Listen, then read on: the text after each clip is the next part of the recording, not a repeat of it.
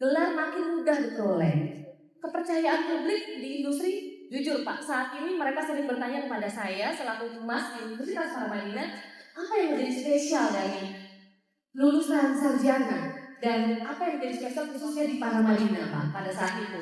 Dan kemudian karakter adalah menjadi hal yang sangat penting untuk bisa bekal anak-anak nanti ketika lulus menjadi individu yang baik.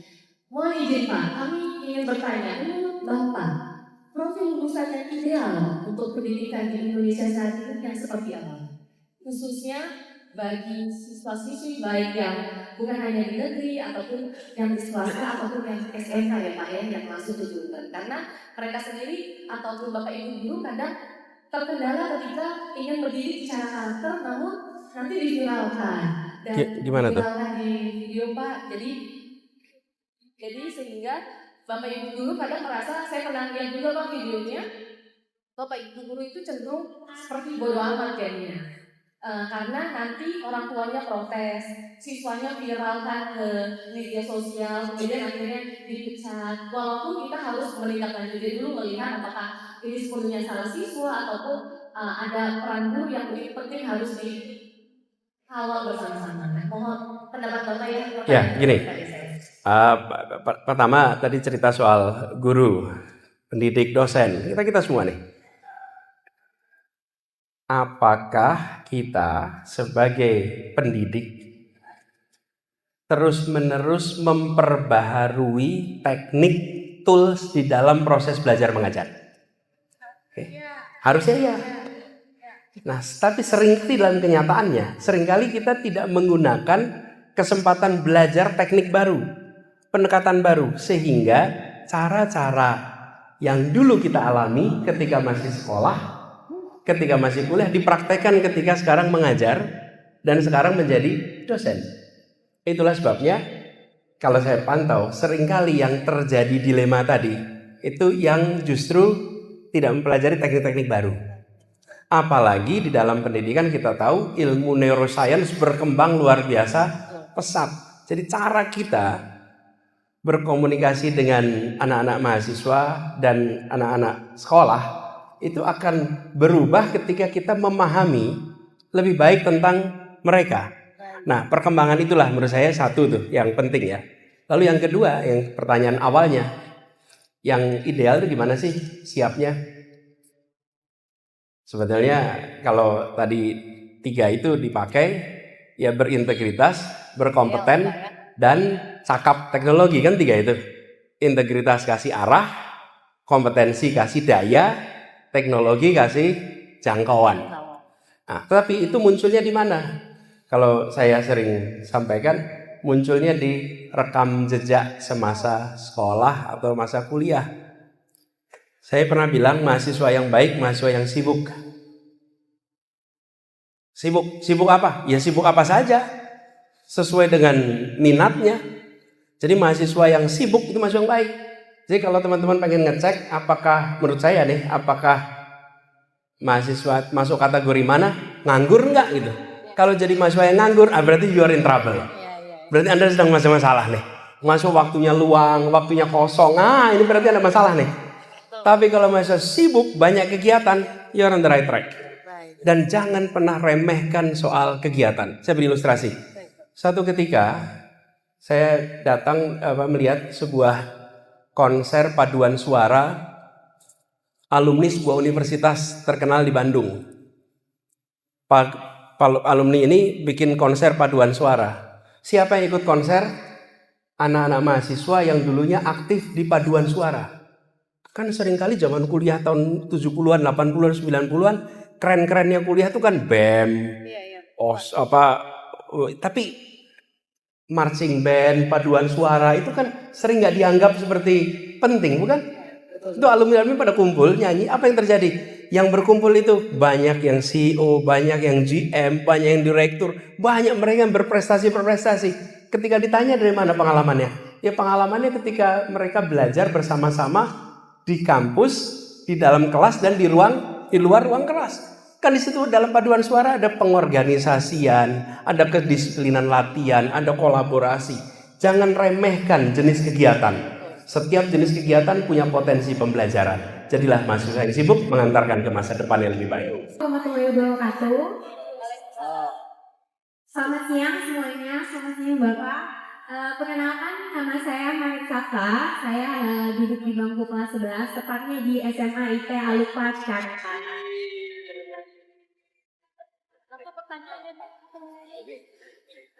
Mohon izin Bapak Anies, pertanyaan saya itu, di era sekarang, jejak digital bisa memperlihatkan pola perilaku seseorang. Menurut Bapak, bagaimana cara memanfaatkan hal tersebut untuk membangun budaya akuntabilitas tanpa mengabaikan pentingnya menjaga privasi individu? Terima kasih. Safa ya namanya ya. Oke, nice, good question Safa. Yuk. Assalamualaikum warahmatullahi wabarakatuh. Selamat pagi menjelang siang, Bapak, Ibu, serta kakak-kakak sekalian. Di sini sebelumnya saya ingin memperkenalkan diri terlebih dahulu. Saya Kayla Aulia Pramesti. Saya merupakan perwakilan dari sekolah SMKN 1 Serang Baru. Di sini saya ingin bertanya, jika dilihat dari kondisi yang sekarang sudah terjadi, banyak para pelajar yang semata-mata menggunakan AI untuk mendapatkan jawaban akhirnya saja tanpa mengetahui alasan atau landasan dari jawaban akhir tersebut ada, sehingga banyak pelajar yang kurang kritikal atau analytical thinking. Apakah ini teknologi atau AI itu bisa menjadi risiko sebagai awal untuk generasi di masa mendatang semakin tidak memiliki atau berkurang kemampuan dalam berpikir mendalam atau critical analytical thinkingnya? Bagaimana cara kita sebagai pemuda itu bisa menghindari risiko tersebut menggunakan karakter dan juga integritas kita tentunya, dan juga memanfaatkan teknologi dan AI yang sudah ada di masa kini? Terima kasih. Baik, bismillahirrahmanirrahim. Assalamualaikum warahmatullahi wabarakatuh. Selamat pagi menjelang siang juga, Bapak, Ibu, serta rekan-rekan saya. Mohon izin, Pak Anies, perkenalkan, nama saya Muhammad Alfi Purnamasyah atau kerap disapa Alfi. Saya adalah siswa dari SMA Negeri 1 Cikarang Selatan. Mohon izin, Pak Anies, seperti yang tadi Bapak bicarakan, di era sekarang kita melihat teknologi berkembang begitu cepat, bahkan seringkali lebih cepat daripada sistem pendidikan kita sendiri. Dalam situasi seperti ini, Bapak, bagaimana kita bisa memastikan bahwa pendidikan tetap menjaga esensinya dalam membentuk insan yang berintegritas, tapi di saat yang sama juga mampu melahirkan generasi yang kompeten dan adaptif terhadap perubahan yang ada? Serta menurut Bapak, tantangan utama yang kita hadapi saat ini lebih terletak pada arah kebijakannya kan, atau justru pada implementasi nyatanya di lapangan? Sekian, terima kasih Bapak. Jadi pertanyaannya dua. Satu apa? Dua apa? Ulangin.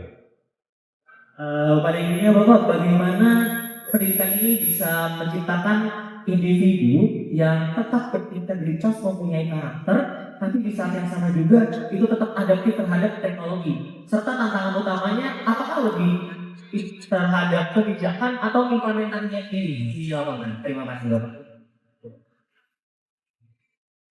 Bismillahirrahmanirrahim. Assalamualaikum warahmatullahi wabarakatuh. Selamat pagi. Perkenalkan, saya Ibu Lili Priani, pengajar di SMA Negeri 2 Cikarang Utara, Kabupaten Bekasi. Terima kasih Universitas Paramadina sudah memfasilitasi acara ini. Sungguh merupakan kebahagiaan bagi kami warga Cikarang bertemu secara langsung tokoh pendidikan Indonesia. Luar biasa, terima kasih Pak Anies Baswedan. Bapak, ketika hal ini kita kaitkan dengan integritas karakter sebagai pendidik remaja generasi alfa sekarang, saya minta Bapak memberikan saran kepada kami para pendidik terkait karakter. Saat ini kita sering melihat Dekadensi moral tidak saja ditunjukkan oleh orang-orang yang tidak berpendidikan, tetapi justru dari orang-orang yang berpendidikan tinggi dan justru dari public figure. Untuk itu, mohon pesan dari Bapak, bagaimana cara kami bersikap memberikan penguatan kepada peserta didik kami, bagaimana menanamkan integritas karakter. Memang betul ada 8 dimensi profil lulusan yang dibuat oleh Kemendikbudristek. Tetapi rasanya itu hanya menjadi teks saja ketika kami tidak memberikan role models kepada peserta didik kami. Untuk itu, di kesempatan ini juga kami ingin mengajak Bapak Ibu, yuk kita menjadi role model, contoh terbaik bagi peserta didik kita. Nama Ibu, Bu? Saya Bu Lili Pak dari SMA 2 Cikarang Utara. 2018 saya sudah bertemu Bapak memberikan buku pada saat gerakan literasi nasional di Jakarta. Ya. Dan ini saya akan memberikan buku lagi Pak, mohon diterima. Kita nanti saling tukar buku, Ibu ya. Baik, kami persilakan untuk Tadi Safa tanya, bagaimana sekarang kan dunianya serba transparan ya. Ini yang tadi saya sampaikan sebetulnya di awal, bahwa saat ini kita di dalam situasi sistem digital itu menyimpan semua jejak keputusan kita. Lalu jejak itu menimbulkan pola. Pola itu menimbulkan kesimpulan konsisten atau tidak konsisten. Dan kemudian bisa dinilai. Nah, jadi mana Safa tadi? Safa. Jadi Safa, sekarang ini sadarlah bahwa apa yang Anda tulis di X, Anda tulis di IG, Anda tulis di Facebook, Anda tulis di apa lagi yang teman-teman nih? TikTok. Itu semua terekam sampai kapanpun.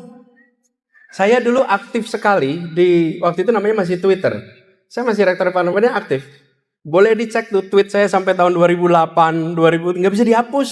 Mau dihapus gimana? Udah terlanjur di sana. Betul nggak teman-teman? Tapi ada orang-orang yang harus menghapus tweet masa lalu. Jangan sampai kita menjadi orang yang harus menghapus tweet masa lalu kita. Dan jangan sampai kita membuat anak cucu kita malu nanti. Ini orang tua kita yang ikut nangis-nangis dulu itu. Misalnya tuh, aduh malu betul saya. Nanti orang tua kita, ya, kita semua ketika mengerjakan gak sadar. Apalagi kalau jadi bayaran. Waduh, pakai akun pribadi jadi bayaran, ampun. Itu rekam jejaknya kecatat seumur hidup. Bukan seumur hidup kita, seumur hidup teknologi. Orangnya sudah nggak ada, catatannya masih ada. Jadi ini tambahan fungsi malaikat. Ngecatet tuh. Jadi sahabat, Anda bagus tuh. Gimana caranya? Tidak ada yang bisa membuat rekam jejak Anda kecuali Anda sendiri. Nggak ada yang bisa ngebantuin. Jadi kalau 3 tadi nih, integritas sebagai moral kompas, okay? Anda punya kompetensi, punya pengetahuan, itu membuat karya Anda berdaya. Okay? Lalu teknologi membuat menjangkau. Nih seperti ilustrasi, orang luar biasa, cerdas, bermoral, tapi ruang pengaruhnya hanya ada di sekitar dia. Kenapa? Karena dia tidak punya alat teknologi untuk membuat pikiran dia meluas kemanapun juga. Begitu dia menggunakan teknologi, gagasan yang biasa diomongkan di warung kopi mendadak menjadi gagasan yang didengarkan oleh begitu banyak orang. Teknologi itu meluaskan jangkauan. Tadi integritas membuat arah moral. Lalu kompetensi membuat Anda punya sesuatu yang Anda bisa tawarkan yang baru. Jadi gitu ya kira-kira ya, Safa. Nah, saya terlanjur berada di wilayah publik. Dan di wilayah publik itu konsekuensinya apa? Apapun yang dikerjakan akan bisa dinilai oleh publik. Sudah nggak bisa lagi dalam posisi ini private, nggak bisa. Semua yang dikerjakan bisa menjadi konsumsi publik. Nah, kita saat ini bukan hanya orang-orang di wilayah publik, tapi siapa saja sekarang masuk di wilayah itu. Kaila, bagaimana supaya AI ini dimanfaatkan dengan benar? Mana Kaila tadi? Ya, Kaila, good questions. Sekolah, universitas sudah harus membuat pedoman pemanfaatan AI. Lalu dilatihkan, tidak bisa tidak, harus ada pedoman itu. Tidak bisa sekolah membiarkan tanpa ada arah untuk pedoman. Karena ini tadi, seperti dibilang tadi, bila tidak dimanfaatkan dengan benar, maka proses pembelajarannya justru menjadi merusak tujuan pendidikan. Tapi bila ada guidance, nah jadi itulah sebabnya tadi saya katakan di awal, pendidik harus jadi pembelajar. Pendidik jadi pembelajar. Kalau menjadi pembelajar, maka bisa memberikan arahan. Dan karena kalau kita tahu cara memanfaatkan AI dengan baik, dengan optimal, maka karya-karya kita itu akan punya level sofistikasi yang lebih tinggi. Tapi kalau kita minta AI untuk menggantikan diri kita, ya sayang sekali. Nanti kita sedang mendegradasi. Alfi,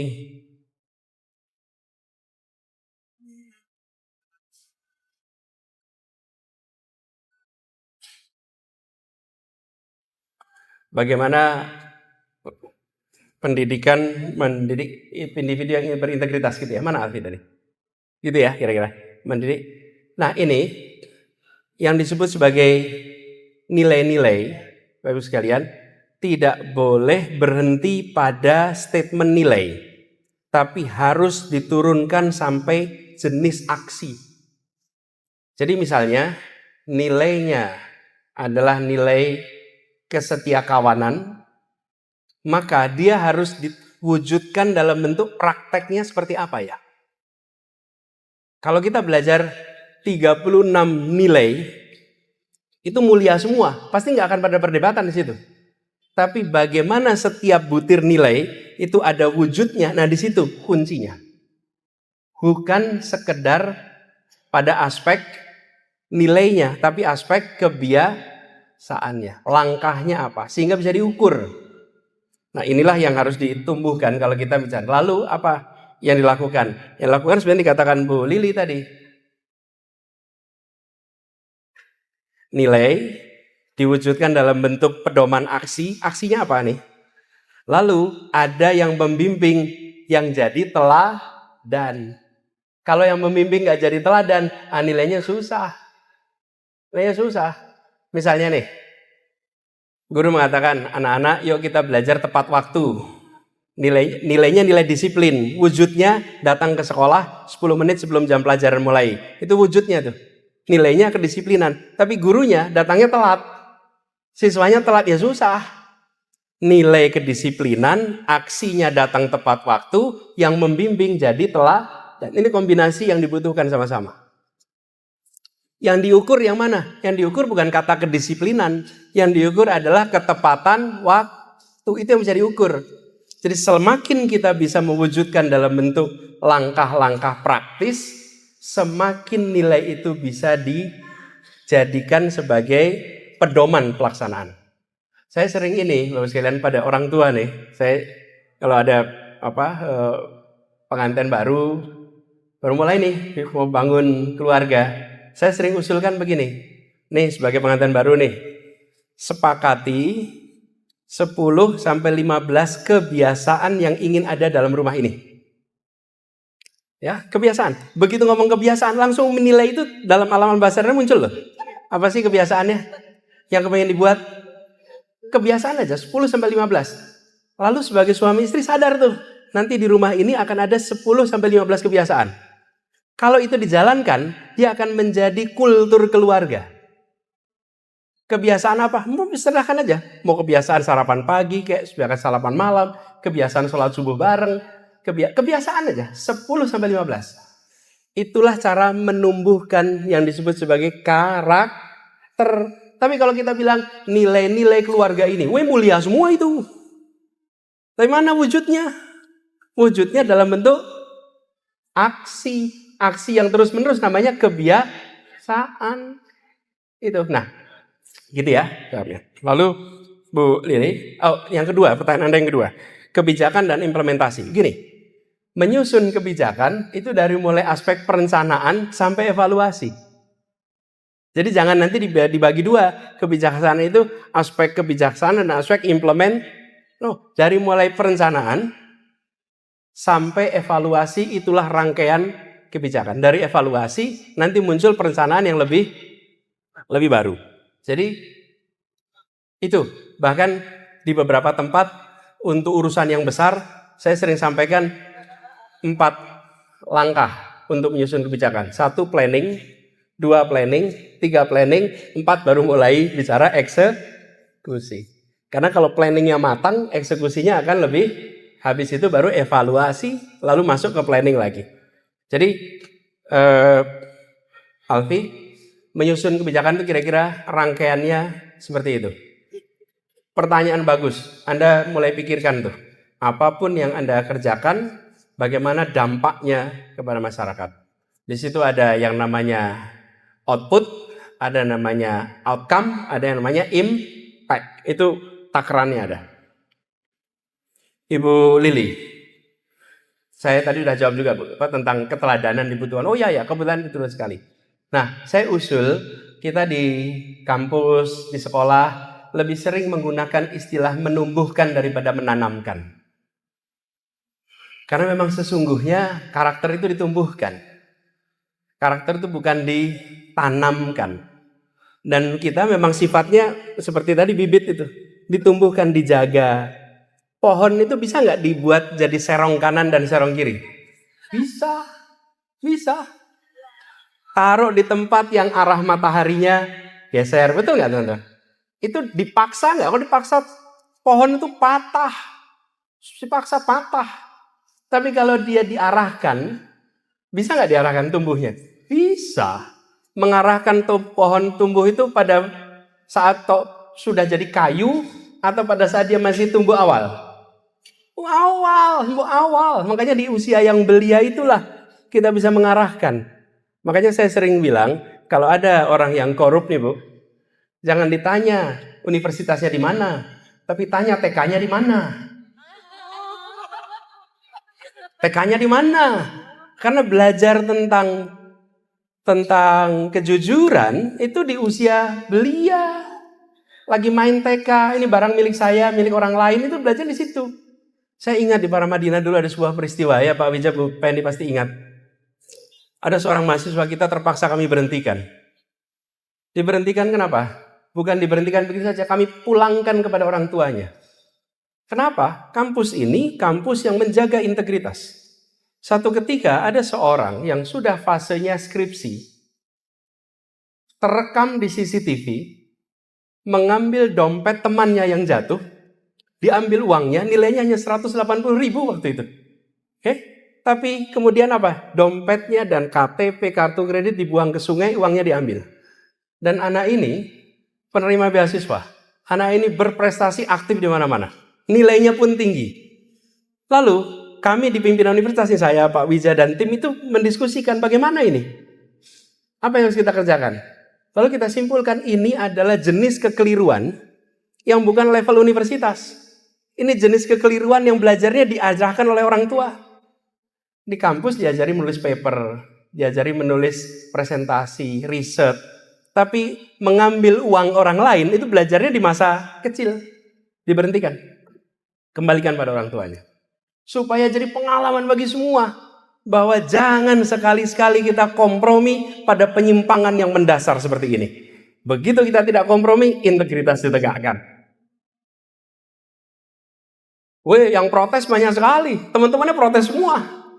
Pertanyaan saya pada teman-teman yang protes, Anda mau yang begini nanti dibiarkan satu saat nanti pegang kuasa? Ini kan pegang kuasa nantinya. Nanti ketika pegang kuasa akan jujur apa tidak? Jujur.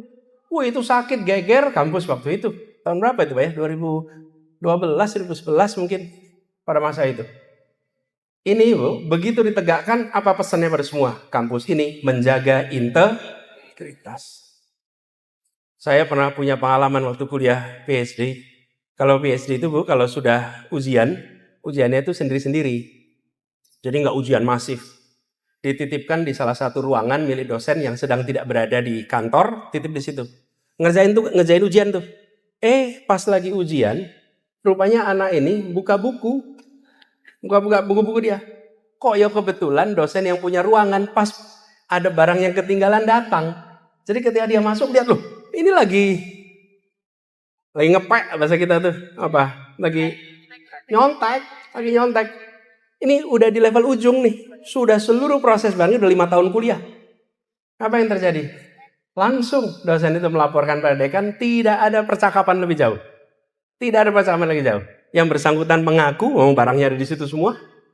Lalu dinyatakan DO, immediately, DO. Lalu kita bilang, kok tega? Loh, kok dia mau melakukan itu? Ini pesan buat semua, jangan coba-coba.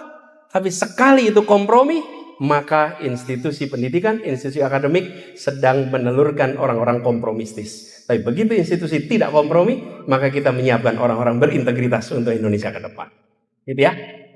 Yuk, saya rasa sudah terjawab ya, pan-pan. Yang kedua tadi, beliau menyampaikan tentang pentingnya jadi aktivis. Pak Said sendiri adalah seorang aktivis mahasiswa. Dan kalau tidak menjadi aktivis mahasiswa, barangkali beliau tidak bisa menjadi camat seperti sekarang ini. Iya. Teman-teman, apa sih tugas pemimpin itu? Tugas pertama dan terutama, teman-teman. Adik-adik nih, siapa yang mau jawab? Apa? Adik-adik aja nih, siswa aja. Siapa yang mau jawab?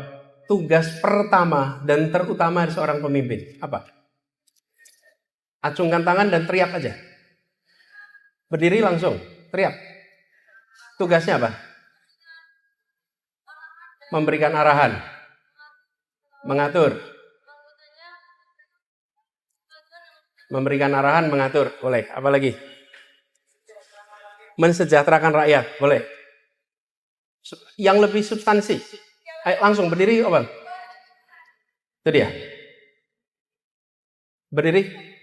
Yang keras. Tuh, tugas pemimpin. Tugas pemimpin itu cuma satu. Membuat keputusan. Itu aja. Membuat keputusan. Itu aja satu. Keputusan yang mensejahterakan atau memiskinkan, itu isinya. Oke? Tapi tugasnya apa? Membuat keputusan. Anda ada lagi mimpin diri sendiri nih, buat keputusan. Satu hari punya 24 jam. Anda putuskan nih. 24 jam buat apa nih? Anda bikin keputusan. Keputusannya santai-santai. Itu keputusan Anda. Anda sedang membuat keputusan untuk santai-santai. Anda bikin keputusan. Mau aktif itu keputusan. Keputusan.